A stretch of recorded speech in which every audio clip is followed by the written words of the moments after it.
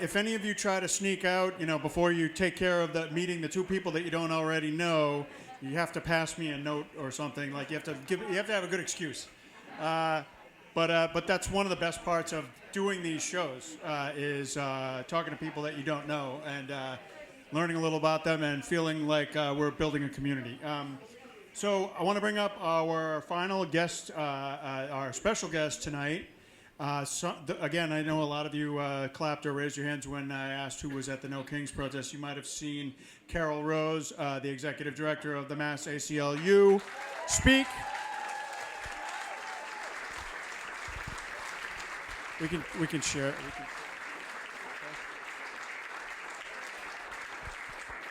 She's wearing her T-shirt, so she's easy to identify.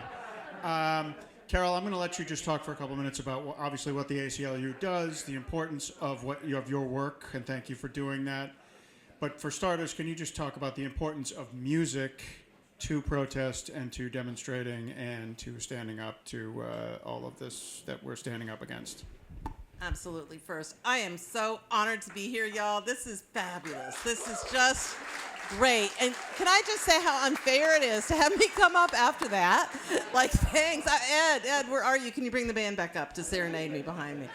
But give it up for Ed Velasquez and the band. I mean, wow. The paid protesters. Yeah. And I also want to say, give it up. I mean, James, your book is so inspiring. And Joyce Linehan, like when you contacted me, I was like, oh my God, Joyce Linehan's calling me. This is fabulous. So I just want to say thank you for all the good trouble that you are building in our community. So I have to tell you guys, so anybody who knows me for like more than, say, like 3 minutes knows that I'm a super big music fan. So I have been in the Burren so many times, but I've never been on the stage.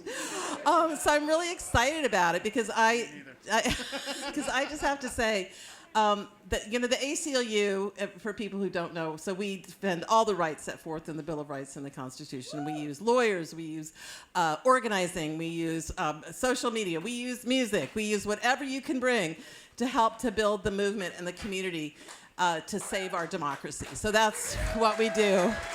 And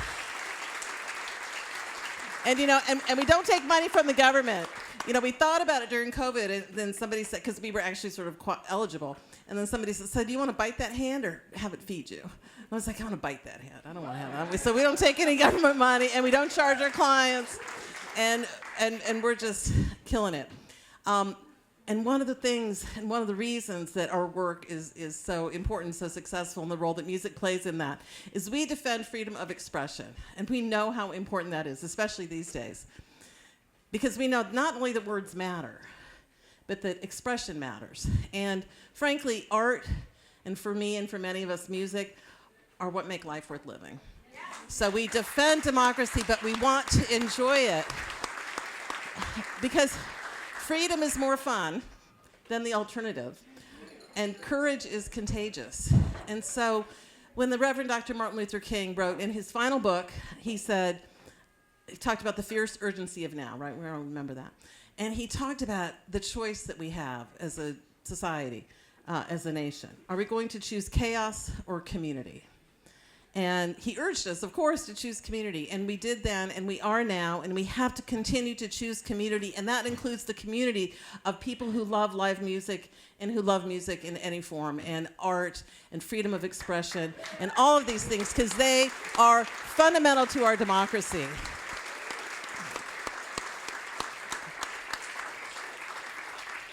And we choose community over chaos over and over. When we show up at No Kings, that's choosing community over chaos, and dissent is patriotic. You think it doesn't matter. People who say it doesn't matter, tell them to go to a country where you can't do it, right? And democracy is a muscle. And the more we exercise, the stronger it becomes. So when we come together in community, like we're doing here, we are strengthening democracy. We are making freedom happen.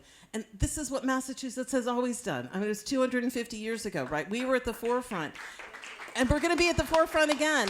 The first ACLU in the country, right, was in Massachusetts. So we are good troublemakers here in Massachusetts. It's like, Joyce, you come from a long line of a good troublemaker.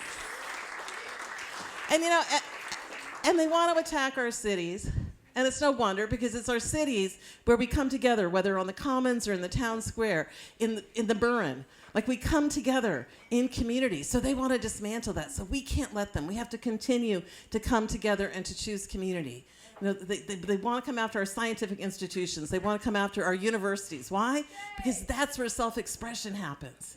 Right? That's where we come together in community, and we grow powerful when we do that. So they want to disempower us. So the answer to that is to come together in community. However you define your community, you know, just do it. And the ACLU is out there. I will tell you, on the forefront, we filed like 200 lawsuits so far.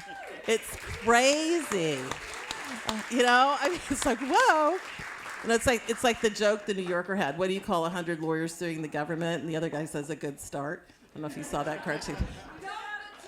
Exactly. And, you know, and they want to shut down, you know, they're going after the comedians and the musicians and the dissidents and stuff like that, right? Because authoritarians never have a sense of humor. It's like, it's true, just like it's historical fact.